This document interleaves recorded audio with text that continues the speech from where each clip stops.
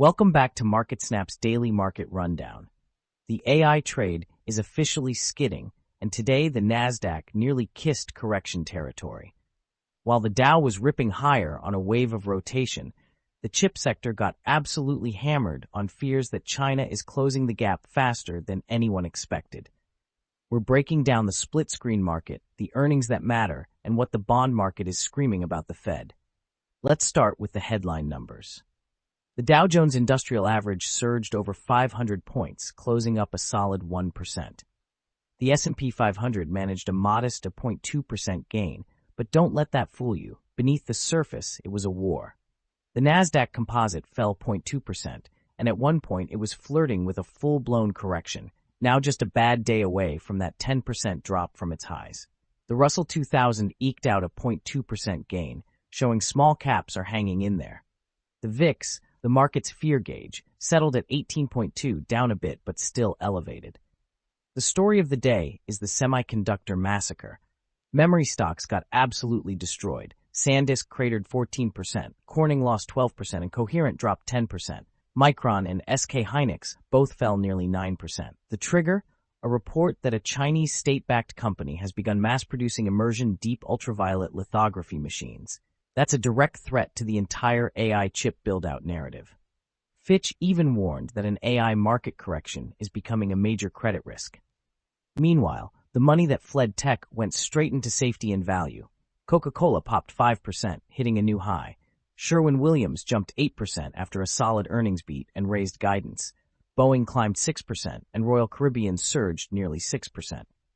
This was a textbook rotation out of growth and into defensive, cyclical, net, and consumer staples. On the mega-cap front, Apple briefly touched a $5 trillion market cap, the first company ever to do so before settling back. Nvidia was flat, but the real action was in the losers. Intel dropped nearly 6%, and ARM Holdings lost 9% as the AI supply chain worries spread.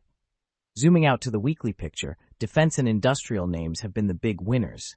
Lockheed Martin is up over 12% in the last week, RTX is up 11.5%, and United Rentals is up nearly 11%. This is the geopolitical premium being priced in. On the flip side, the weekly losers list is a graveyard of AI and tech high flyers. Tesla has lost 17% this week alone, SanDisk is down 16%, and ST Microelectronics is off 17%. The AI trade is getting unwound and fast. Sector-wise, the rotation is clear. Consumer cyclical and communication services led today, but over the week, energy is the worst performer, down 2.3%, as oil prices fall on hopes of a U.S.-Iran peace deal. Technology is down 1.4% on the week. On the macro front, oil prices dropped again as Trump claimed deep talks are underway with Iran.